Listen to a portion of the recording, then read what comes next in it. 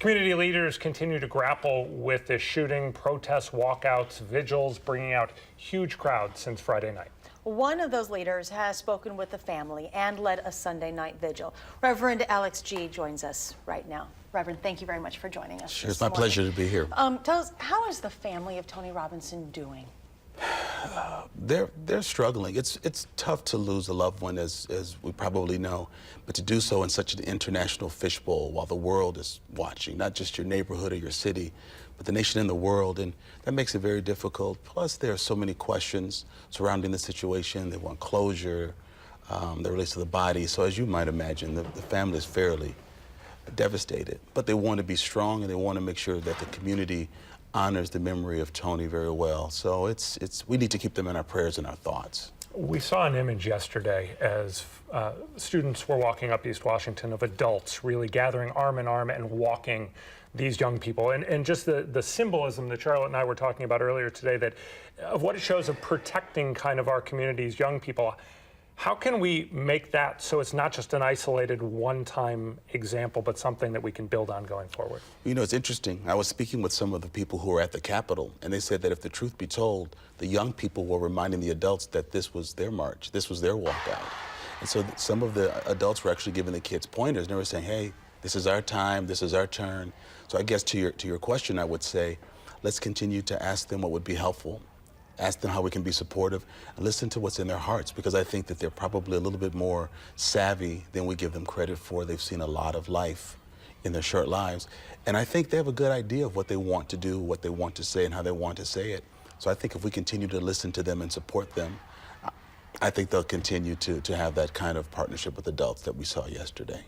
Reverend, shortly after the shooting on Friday, you tweeted, "We speak peace over Madison. We pray for wisdom and understanding." You are filled with pearls of wisdom. Oh, well, thank you, thank you. I've been around the block a few times. I've been at this for about 30 years here in this community. What do you hope to bring to people in light of what has happened? I want to remind people that collectively we're stronger. I want to remind people that we've had the benefit, if that's the appropriate word, of watching how communities have and have not struggled well behind shootings.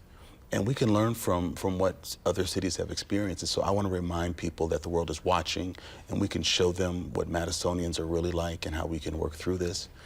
I think I also want the community to understand that although we really want peace, we really want peace, we believe in accountability and justice as well.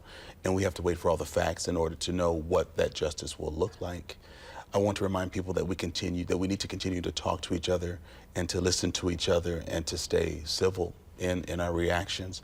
And I want to remind people that we're better together than we are alone. This is not the time to become polarized. I appreciate the fact that I'm sitting here locally and talking with you two. When I've talked with the national media, I'm often asked, is this going to be another Ferguson? And you may have heard me say Sunday evening, isn't one enough? And we're not waiting for that to happen. We're not expecting that to happen. So part of my role, I feel, is just to remind the community to center ourselves, to pray, to reach out beyond ourselves for a sense of peace and a sense of collective unity, and that standing together we can and will demand answers, we'll get answers, and we will get through this together. You heard the family yesterday speak about how they had received support from people of all races. Yes. And yet, there really is no getting around the racial dynamics to this story. As you look at this, and I know, you had written a column that's been much talked about in this community from about a year and a half ago, talking about justified anger within the African-American community. Right. If you can, discuss the dynamic that is at play here. While we have a family saying, let's not focus on it, it still is an obvious focus, right? Sure.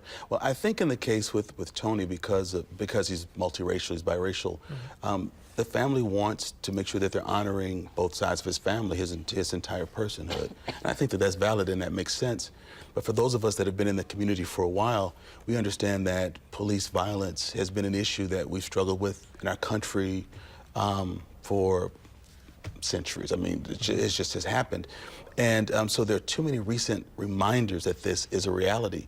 And although I would love to extrapolate race from the situation, the fact still remains that so many unarmed African American men are shot, and it's been difficult to find justice for them and for their families.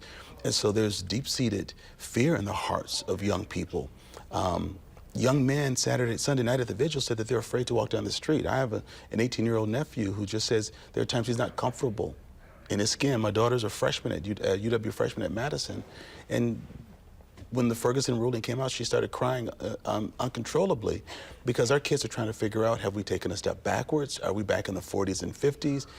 Will this turn continue? So there's lots of fear and angst. And I think the piece that's very troubling for me is that as an adult and as an adult leader, I can't always look them in the eyes and say, this too will pass, this will be better tomorrow, because in some ways I feel like we're taking a step backwards. There are times where I'll just tweet, what year is this again? So you're absolutely right. We can't rule race out because it's always there. When we think it's about to go away, we have another incident. I was reading this morning of a young African-American, I don't know how young, but an African-American that was shot in Georgia, I'm not sure what city, naked and unarmed. I didn't get to read the whole story. I was rushing to get here. But it's just something that's in the forefront of people's minds. And we have to address that this is a reality that as an African-American male, I worry.